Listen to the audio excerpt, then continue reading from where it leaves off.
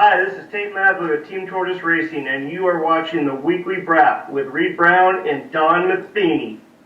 Test. Weekly Braaappp. Weekly Braaappp.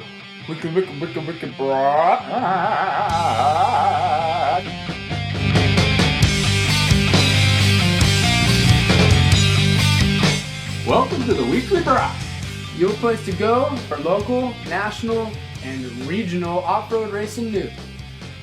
We got news from all over the country. GNCCs, Western Hare Scramble, National Hare Hound, WORCS Series. and we may even go on the other side of the ocean and talk about World Enduro Championships. How about some BAJA action? Yeah, we pretty much do it all. Yeehaw! We also give away prizes We got product reviews and trivia questions. to give away all that fly gear. So sit back and enjoy the show. Yeehaw!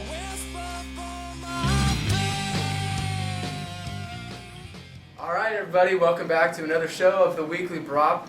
We got a really special guest this week, Tate Madley. He is the I don't know, would you say the head guy over at Team Tortoise? Is that your title? What's the official? What should we call you? Sure, I'll be the head guy at Team Tortoise. Right on. So yeah, well, there's so many of us involved, but yeah, I'll be the head guy. Oh, perfect. Yeah, you were the guy that I was told to contact, and Don too. They're like, you need to talk to this guy. He is everything Team Tortoise. So I'm glad we got to have you on. Well, thank you very much for the invite. I look forward to it. So, the Team Tortoise, what is the Team Tortoise all about? Well, Team Tortoise was founded back in 1993. And there was a group of us, myself, my brother, some ISE guys that a lot of people may recognize the names to, Rob Riley, Jim Connor, Tom Connor, Kevin Bailey, Bob Bechtel, and Chris Helly. And it was one of those things where we've been racing forever. We all rode for the same shop. We all rode together on a regular basis, and we decided that it was time that we throw our hat in the ring and put an event on and sort of be a part of the series and give back to all the other riders out there. And Team Tortoise was founded. I think Richmond's going to be awesome this weekend. I really do. I mean, I saw pictures of the course. Ray had, the guy that runs the Horn Rapids Motorsports complex out there, had a bunch of dozers out there leveling out the sand loops. I think it's going to be a lot of fun. So honestly, if I had to circle one race that I was gonna do, it'd probably be the Hannigan one. I love racing up at Hannigan. Like I was saying, the trails are awesome. The track is great. That club is one of the oldest clubs, and actually Mount Baker Motorcycle Club owns that and runs that facility up there. And they're one of the longest running clubs of NMA. Or AMA, excuse me, there is. And they're an awesome group up there, and they do a great job with that facility, and they allow us to come in and put an event on up there, and it's beautiful. Nice. So you were talking about Hannigan, and you guys got a new location on the schedule this year, which is kind of cool because you're coming down to Eddyville in Goldendale, Washington, which is a special place and a not so special place in some of us Oregon riders' hearts, because we go there quite a bit. But there's a group of Oregon guys that absolutely love Eddyville, and I hope you get a good Oregon turnout. How did you guys kind of get that deal together? Well, I've been going over to Eddyville since it started up, back in the 90s. Unfortunately, we don't have any of our series events over there anymore. We haven't for about the past 4 years. We would go through the NMA series twice a year, and then I love it over there. It's unique. For up here, the Washington guys, it's unique, and it's a lot of fun, and I've just grown to love it. And I've been talking to Debbie and Scott, and they've wanted us to come over and work with them and do something. And this year, honestly, we had our round at Burnt Ridge all scheduled in, and last year we had pretty much of we had a washout. It was horrible weather that day, and we had a great turnout still, and everybody got through and had a great day. But all in all, it was a lot of work. And the guys down at Burnt Ridge wanted to let the track heal up for a year, which makes total sense, and I totally agree. And they've also got 2 of the Warrior dashes coming in there this year, so they want to make sure that everything's in pristine condition for them. And they just thought that we would take a year off of it, and it just so happened I talked to Debbie the next day, and she asked if we were interested in doing something, and it worked out to be about the same weekend. And originally we had it scheduled for the 17th, and then it was brought to our attention that that was the same weekend as the Funky Chicken, and we thought, no way, we want to have the Oregon guys come out, and we want all the top guys in the area come out, and hopefully we draw some big names that will be up in the area prior to the Funky Chicken to come out and race the race on the 10th.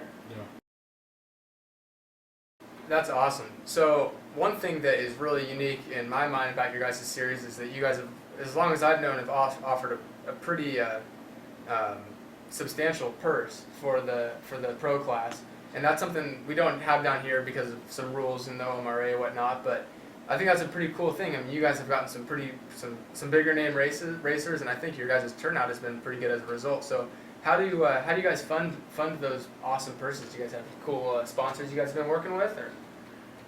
Yeah, absolutely. Last year we were able to give away $3,200 for the Series Pro purse.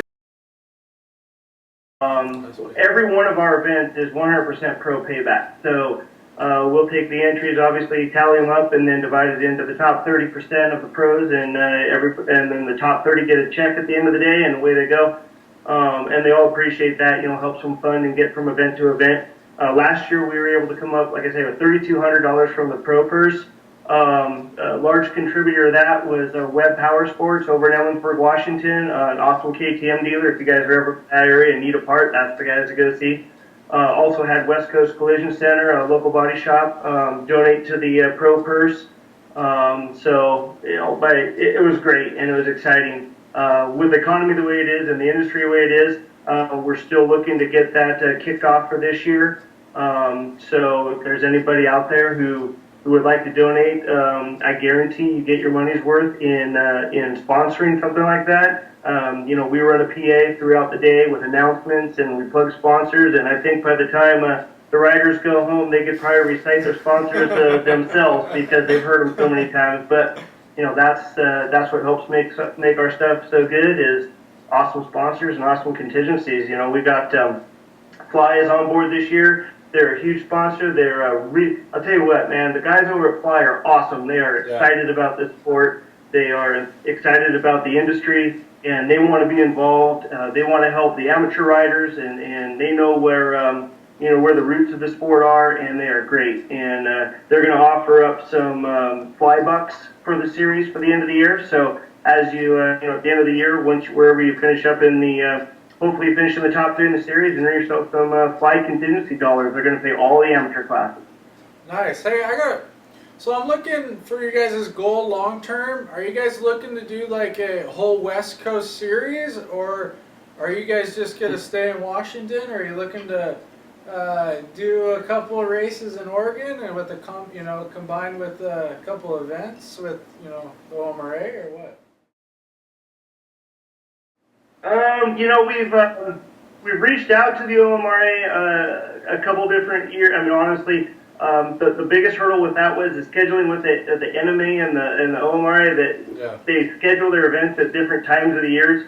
And unfortunately, we don't know what dates are available before you guys have your schedule out. So it's never really worked out that well, unfortunately. But I think we're gonna, like we talked earlier, I think we want to try to keep it an affordable series for everybody to attend a series. So if we expand, it'll be no more than one more event. I think 6 would be great for that. But yeah, we would love to stretch out into Oregon. I've been contacted by folks over in Idaho. Last year we drew quite a few riders from Idaho. Lane Bucher came over, competed in our series, and that guy shocked the world, honestly, at the Richland race. Nobody knew who he was. He went and did a Hare Hound the day before and came up and showed up at Richland after driving all night and woke his dad up at 4 in the morning and said, I want to go do that race at Richland, and came over and him and Rory had an epic battle, and Lane came out with the win. But the rest of the series, he brought a whole bunch of Idaho guys with him, and I was contacted by some of those guys over there wanting us to come over and do an event there. So I'm not going to say it's out of the question, but I got to talk it over with the wife first. That's awesome. Yeah, I've always been amazed. Idaho guys travel really, really well. We get a bunch of guys come to our desert races over here, and I feel like we need to return the favor to them and start heading over to some Idaho stuff. But but I can totally understand the trying to keep it economical and something people can afford. So that's pretty cool. That's our biggest thing, is just trying to make it a series where, you know, guys don't have to feel like they're committing to a ridiculous number of events. You know, and something that they can budget month per month. One of the things that you'll never see from a Team Tortoise series is you'll never see events scheduled in the same month. That's for one, and then we try to make them as far apart as possible so that people can really, you know, get ready and budget for it. Well, you guys are doing a great job. So, what's a website people can visit to check out the series and some of the motocross stuff and the dates for your races coming up? TeamTortoiseRacing.com is the website. Also, we're on Facebook, and quite honestly, I think that gets more action than anything as far as chatter and questions. And you know, I sit in front of a computer with 3 emails going and 3 different Facebooks going with business and work and everything else. So we're always there to answer a question. You know, but if you do need anything, you know, the website's got the flyer on it and a lot of the info and a phone number to reach me if anybody has any questions. Thank you for coming on. We really appreciate it. Well, I really appreciate it. You know, I have to, and you guys will get used to this. If you go to the events, I got to thank the sponsor. You know, again, Fly. I got to thank them for coming on board. Fluid Motoplex, big shop up here in Washington State. I've been affiliated with them for 37 years. Web Power Sports. We got a lawyer. If any of you guys need a lawyer out there, Ed Ritter, Marshall Ritter, find his information on our website and Facebook. Dan Moore, Evo Suspension, Pro Wheel Racing. That's my day-to-day job at Pro Wheel and SS Shades. You know, without them letting me do all this stuff and being behind me, I can't thank them enough. They are as big a part of this as anybody else. FMF, Bell Helmets, Advocare, Cherubis, Fusion Graphics, Tyson Blood up there, Fusion, EBC Brakes, Jason Rains, DeVal Racing, the Bump Patch Factory, Scott Goggles, Traction Designs, Rockford Auto, John Seahorn Steel over there in Idaho, West Coast Collision Center, Rib Tech, and Image by You. They're all great sponsors, and really couldn't do it without them. Right on. Well, hopefully we'll see you up there this weekend, and good luck with everything you guys got going on this year. Thanks, guys. I really appreciate it. And if we don't see you this weekend, we'll see you March 11th at Riverdale. They'll go come moto. For sure. Right on. Well, Thanks, guys. Yeah, Thanks, for man. sure. Well, we'll take a quick break, and we'll be back with more from the Weekly Braaappp.